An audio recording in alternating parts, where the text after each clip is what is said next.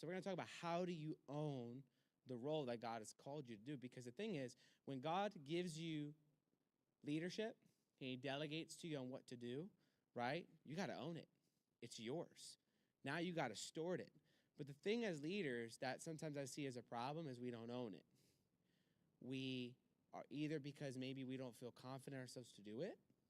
Maybe we feel afraid. Maybe we feel nervous. Maybe we feel inadequate. Maybe we feel different emotions. It's more of a mind game. Or maybe it's that we're not emboldened yet to go after, but owning it means I'm boldened to go make this happen. So, give you an example.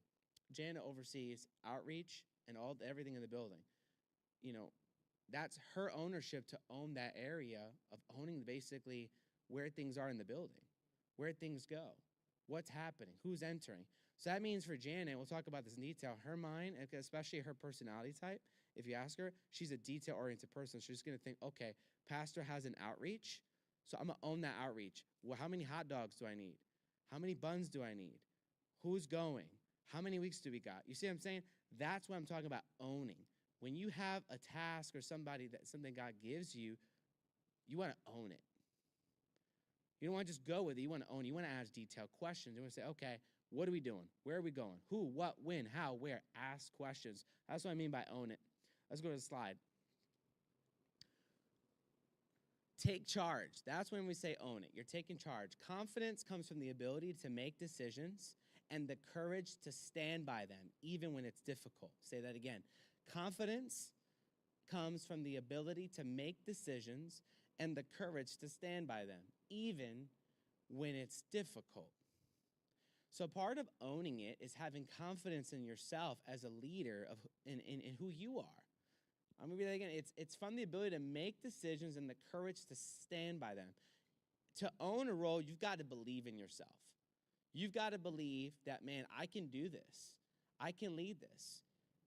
As pastor, I have to have confidence that doesn't come from anyone, no matter how much word of affirmation people give me. I have to believe in myself that, man, I can lead this church. That's not called pride. That's called confidence. There's a big difference between pride. Confidence has humility involved.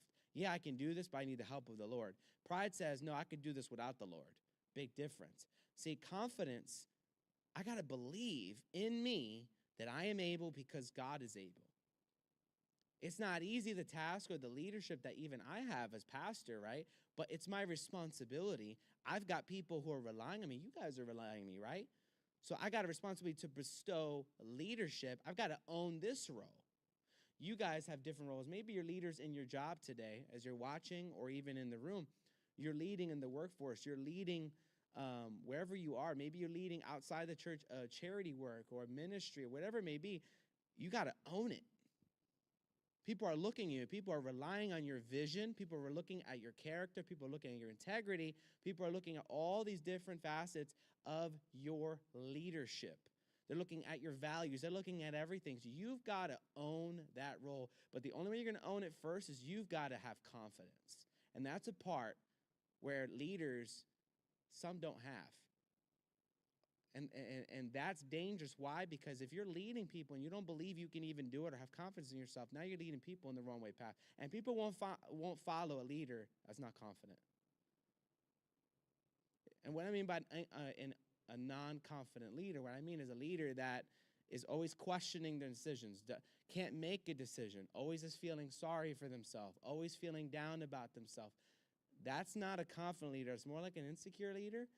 And that affects everybody.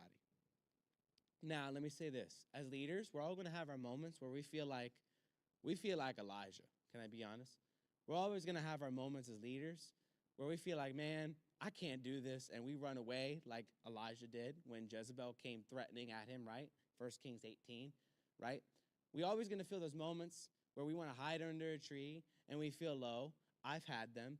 But the thing is, we got to get back up. Remember what the Lord said to Elijah, and I love this as a leadership principle. He said, Elijah, basically I'm paraphrasing, he said, Elijah, go ahead and have your little moment under the tree. Go cry and boo-hoo and have your depression moment, but I need you back up. You're going to eat. He told him, here's food, because Elijah said, Lord, I don't want to eat. Just take me in this moment. And I love this. Catch as the leader. God says, you're going to eat. And the angels of the Lord visited him, And he got back up on his feet, and he went back to do what the Lord had called him to do. And I feel like it's a lesson as leaders. We're going to have our little low moments, and it's okay to have a low moment, but you got to get back up on your feet and fight. You got to get back up on your feet because you got people who are relying on you, who are looking to you to make decisions. You got to own it. You got to believe in yourself, because what the enemy wants is you not to have confidence, because a confident leader is a threatening leader in a good way. It's a threatening to the darkness of the enemy.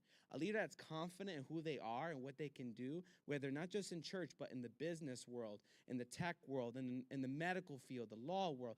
Man, a leader that believes and is confident and is filled with the Spirit of God and believes in who they are, man, that's a leader that can make impact. That's a powerhouse leader. That's a leader, I don't know about you, I want to be. And you guys have the potential to be, in those watching. You've got to believe in yourself, but you've got to own it.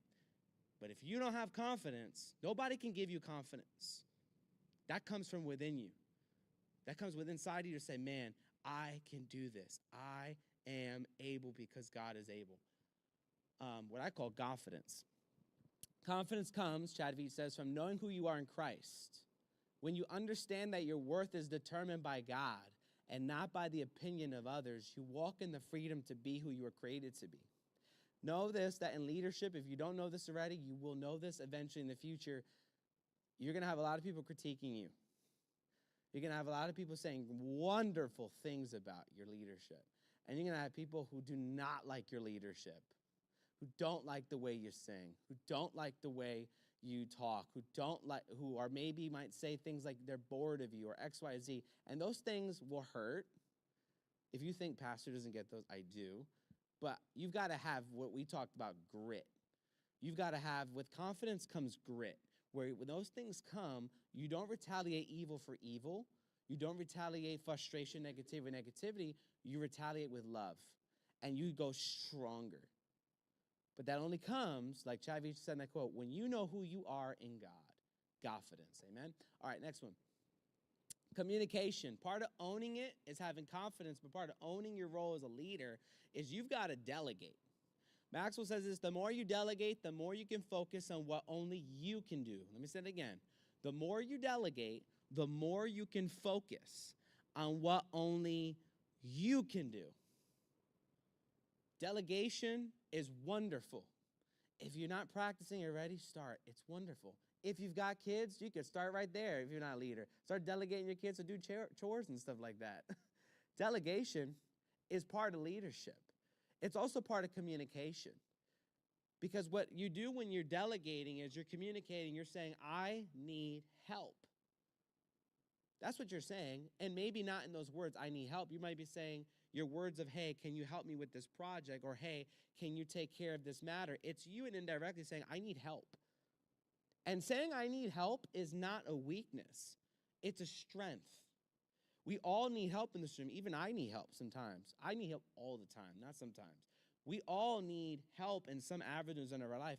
But how will we know how any of us in this room need help if we're not communicating that?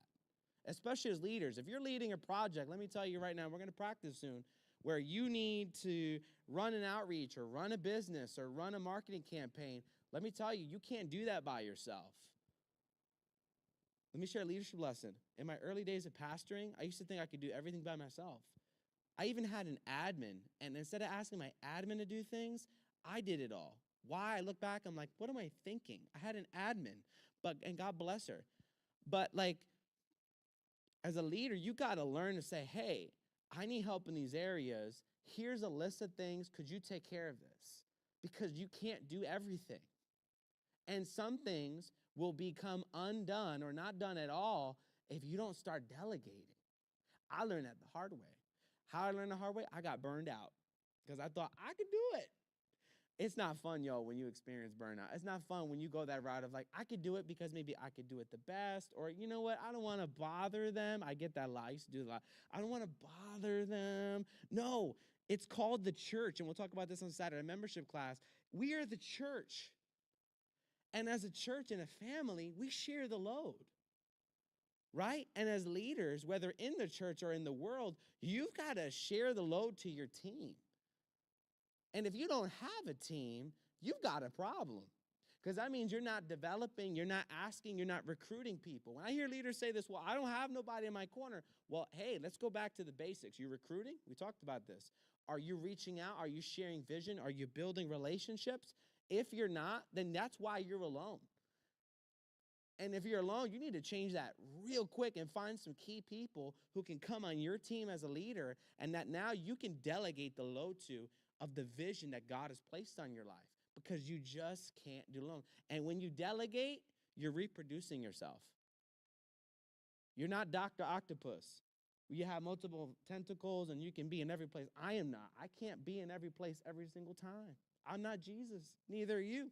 Jesus, thank you, Lord. He's omniscient, omnipresent. He's everywhere. We are not. So how can we be in certain moments where our presence can't be there? You develop what? Leaders. But you delegate to your leaders. You communicate. Along with delegation, that is a form of communication, but along with in the broad aspect of communication, you've got to just talk. Part of owning your role is you've got to communicate. My leaders know this. Hey, we got an outreach coming up. What do we need? How much money? What's the budget? What's this? How much? Okay, can we do this? What's the vision? Blah, blah, blah, blah. I was just with Janet in the lobby. Janet, tomorrow's Hayden night. What are we doing? What's the plan? Janet was like, okay, Pastor, we got this. Blah, blah, blah, blah, blah, blah. This is where people are coming in. That's why I'm talking about owning it. You got to communicate it. What's the plan? And over-communicate is better than what? No communication. When I hear, oh, I think, that drives me nuts. Don't say I think or I assume. That tells me right there, or should tell you as a leader, when you hear people tell you that, I think so-and-so may be coming. I think that things are in order. Think means no. It's not certain. It's not concrete. When you hear that even from a team member, if you're not saying as a leader, but someone on your team potentially could say that, right there, red flag. Nothing's in order. You want concrete. Okay, is it a yes or it's a no? Do we have a plan or do we not? Because the thing is, if that event or whatever it is that you're leading doesn't go as according to plan, what happens? It affects you. My leaders notice on Sundays, pastor does not like question marks for planning center. I see question marks, I'm scratching and pulling my hair because I'm like, wait, is the person on worship or not on worship? Is the person at the door serving or not? The question mark, and this planning center is our service we use to basically confirm people to serve. That's our organization database. So when I see question mark for Sunday, that tells me, we're not prepared because we don't know if that person's coming to church, that person's not. That means we're going to have a hole somewhere in the team. Can we have a yes or can we have a no? Right? Why? Because, man, if church is not ready on Sunday, who does that reflect? Me. So, of course, as a leader, I'm going to own it and be like, hey, guys, what are we doing? Are we ready? Do we got this? Who we got on host team? Who we got? I'm always, as a leader, even thinking for myself, what's the moves? The who, the what, the where, the how, when, how much? I'm thinking all these questions because I want to make sure we've got, and my leaders hear me say it all the time, our ducks in a row. Everything is ready to go. All right, part of delegation is knowing where you're strong and knowing where you're not. And I'm going to show this in a minute, and you guys can take this home because it's a long task to take. And it's free, though. You got to know what's your strengths. What are you good at? Pastor, I don't know what I'm good at. Okay. If you don't know what you're good at today, you're going to take a test today. You can take it home. I encourage you to take it. But you've got to know what you're strong at. Me, I know what I'm strong at as pastor. I know I'm a very strong communicator. I'm very strong visionary. I'm very strong at being a doer. I'm a person that's just always in motion. That's me. But I know my weakness, man, I am not the very person of arts and crafts. Do not have me do that. Organization, I've gotten better, and I have to be, especially as a leader. But if you were to ask me, is that your top strength? I'm going to be real with you. No, it's not. I thank God for type A personalities like my wife, Janet, who are very organized because they keeps me organized, you see? But I'm okay to admit where I'm not strong at. And the thing is, a lot of people say work on your weaknesses, but I believe you got to work on your strengths because there's just certain things that maybe are not innate in you that God hasn't given you. And the things that God has given you, you got to really pay more attention to and focus on. So if your strength is like mine, communication, one-on-one relationship building and development. Those are my strengths. I'm taking those tests. Vision casting, all that. Those are my kind of gifts, and they're not spiritual gifts. They're strengths. Well, I'm going to focus on how can I be better? How can I be better in those areas? I'm not going to focus on trying to be better in arts and crafts. You'll never find that. That's just not my gift. And that's not my strength. More than a gift, let me rephrase, it's not my strength. It's not what I'm strong in. You see that? So as a leader, you've got to know where you're strong. And then where you're not strong, that's where you need to have people on your team who are strong. You see that? So that's why if you look at our team, our leadership team, the 10 that we have, those leaders all have strengths that I do not have. And God bless them, and I'm okay with that because that's what makes them so cool and so amazing because we've got a team that can carry the load and loads that maybe I can't help or not very good at. Anthony is very good with YouTube and handling things with our page and editing videos and doing everything with our sound. Like he's very good with that. If you show Pastor how to do that, I'm just like, I'm lost, bro. I can't do it. I kind of will have to learn, and maybe I'll do it. But you see, someone like Anthony, like he knows how to do it because that's his strength now. You see that? He's a strong guy who can also rap and do R&B and hip-hop. Christian now. I don't do rap and hip-hop. I love art, rap, and hip-hop for Jesus, but I can't. You see, you got to know your strengths, and then you got to delegate that, all right? Oh, and then singing. I could carry a note, but y'all, I ain't no worship leader. I am not no worship leader. Thank God for Keziah. Thank God for her development, her skills. She can lead, right? But see, I'm okay with that. That's the other part about being confident. Can I just say that? Because if you're not confident as a leader, you'll feel insecure and you feel like you got to be strong in everything. You don't have to be strong in everything. And then when you're not confident, then you don't want to tell people where you're not strong in. So because it makes you feel like you're weak. No, you can't be like that because it's going to destroy you. It's okay as a leader to say, I'm not good at this. I'm not. It doesn't mean that you're demoting yourself. You're just being honest. This isn't my strength. But you know what? I see a strength in you. I need you on the team. Can you help me? You see that? There we go. All right. How to own the role. Always think ahead. If you're going to own your role, you've got to think ahead. Think 10 steps ahead. Okay, let me give you an example. Christmas is coming. You know where Pastor's brain is? My brain is, what do we need for Christmas? Because, man, people want to come to know Jesus. We want to fill this place. That's where my brain is right now. My brain is actually all the way to Easter. What, Pastor? I know. I have to think like this, though, because you know where we live? We live in a state called New York. We don't live in another part of the world where maybe things are a little more laid back.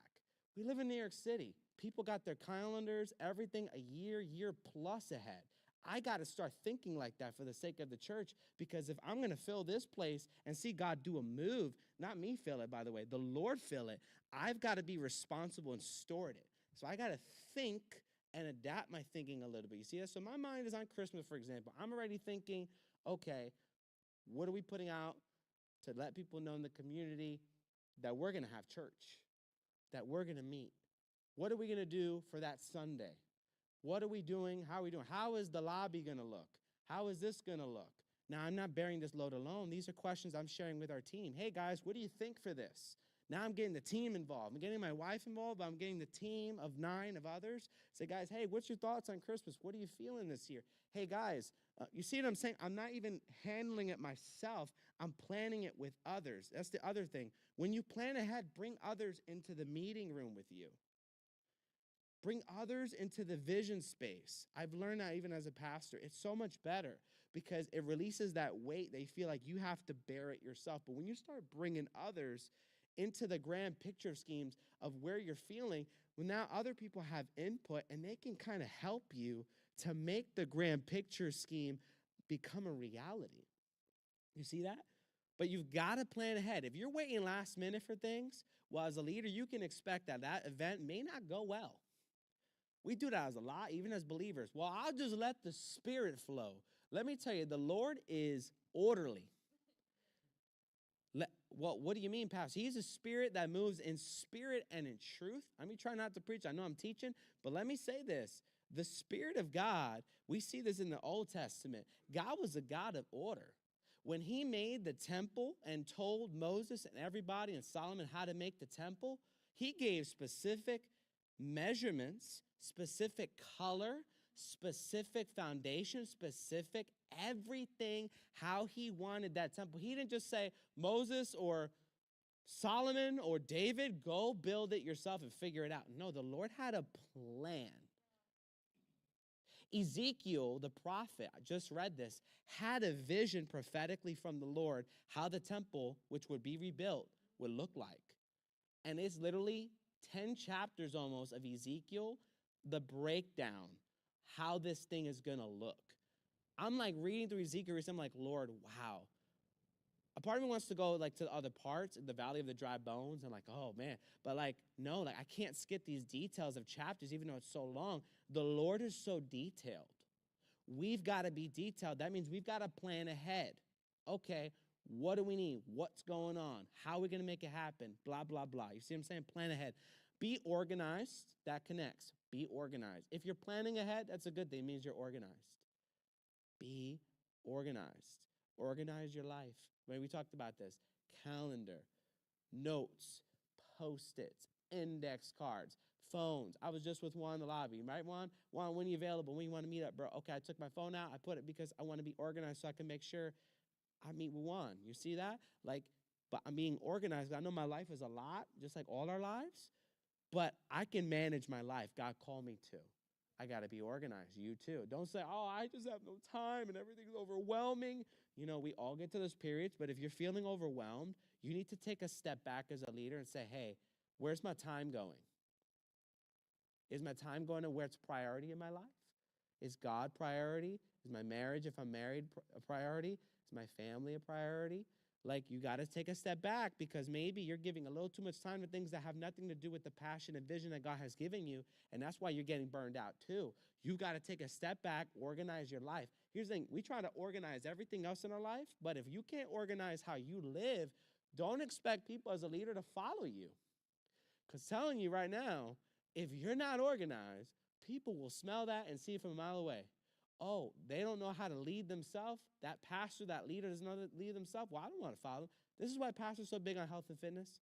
If you know me on this, I love health and fitness because I believe in my heart, a whole nother teaching that day, I got to take care of me, my mental health, my emotional health, my spiritual health, my physical health, because how am I going to go up here and preach and I ain't walking the walk and I look like I can't even breathe and then you know what I'm saying? And I'm eating Doritos and I'm blowing up and I got diabetes. You see what I'm saying? I'm not organized. People are going to see that for themselves. That unbeliever will see that. Oh, he doesn't take care of himself. Why am I going to follow him? You see what I'm saying? People watch. You've got to be organized. Organize your life before you organize anything else. Ask questions. It's okay to ask questions. When you own the role, it's okay to ask questions and not know the answer, by the way. When I became lead pastor of this church, I was not a lead pastor before, y'all. I was like, this is new for me. I'm 24 years old. This is then. I'm 29 now. I've only seen my mentors do this, lead this. Oh, my goodness. The pressure definitely was on me. But you know what I did? I asked questions. I had a mentor. I had people in my life that I still do. Hey, can I get your advice on this? Like, hey, how did you do it? I had a lot of coffee times I still do with other pastors because I want to learn from them and grow in my experience. But I got to ask questions. I didn't act like a know-it-all. I don't know it all. Don't act like a know-it-all. Ask questions. It's okay if you don't have the answer. Be clear. If you're going to own your role, you've got to be clear. Clarity is everything. If your team, whatever you're leading, objective, mission, be clear. Be honest if you don't know something. I already said that. Be honest. Be bold and make decisions. Part of being a confident leader, you've got to be bold. Okay, we're doing this. We're going here. Maybe somebody wants to go right, but you're saying, no, we're going here. You've got to be bold and assertive. It's in all of us. Pastor, I'm an introvert. It's not in me. No, it's in you. You've got to say, no, we're going here. Sometimes pastors got to do that because I feel the fear of the Lord come in my bones, and I got to tell people, hey, I love you, but no, we're going here. Pastor, why? Well, God is putting on my heart, we got to go here. Let's just go here, and here's why. Boom. And you know what? We'll find out at the end of the tunnel if I made the right decision sometimes. Maybe I didn't make the right decision. I do my best as a leader. Here's my tip to pray over every decision I make. I'm making at least so many decisions, major ones a day, especially when it comes to leading our church. You bet I am spending my knees on the ground and my face in the presence of the Lord, because I need to seek the Lord how I can take care of it. There's so much behind the pulpit that goes on to leading a church. What's got to be paid, what things has to be done, what's the vision, blah, blah, blah, blah. There's a lot of logistics. That's what I call it, logistics, to make sure we got church every single Sunday. We got leadership school on Thursday. It smells good. This looks good. Can we have the money for this? Can we do this? There's a lot of logistics.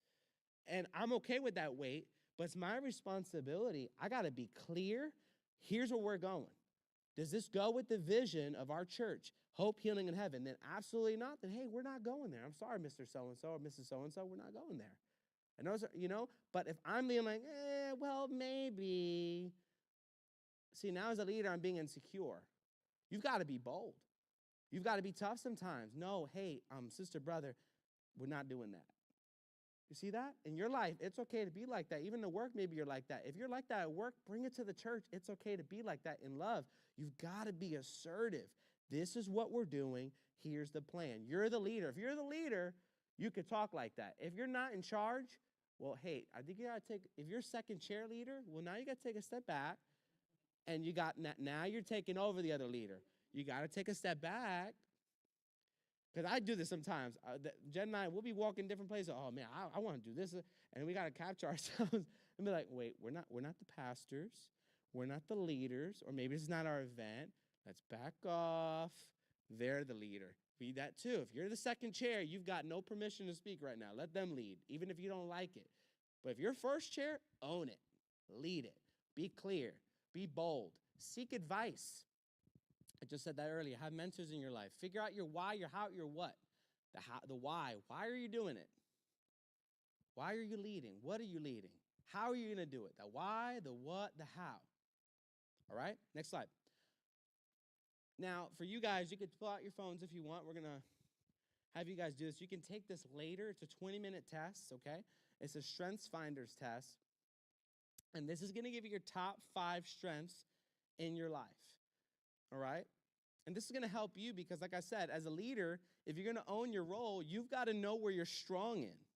And then you got to know who's on your team that may be strong in areas where you're not, right? And if you're not a leader, you're like, well, I don't know. I don't think I can lead.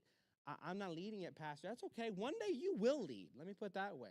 God will have something for you, all right? But you got to know what you're strong in. So now you can delegate and you can begin to what? Develop leaders. You could pull people on your team, pull people in your corner that are stronger in areas where you're not strong in, and that's the marksmanship of a good leader. Knowing where you're strong in, knowing where you're not. All right, you guys all scanned it? Because now it's about to get real fun. Well, okay, you need more time? All right, next slide. It's about to get real fun. Team project for everybody. How many people we got? And I'm sorry, I know that online, you guys really want to participate in this. It's kind of hard to do that online.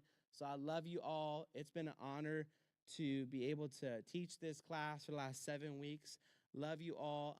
Stay tuned. We will have, obviously, church on Sunday. And we obviously will have preaching and evangelism coming up in 2 weeks. You're welcome to watch online for that. But we love you. Thanks for being so faithful, committed to just watching. God bless you. We're going to go off tonight. All right. So we can end.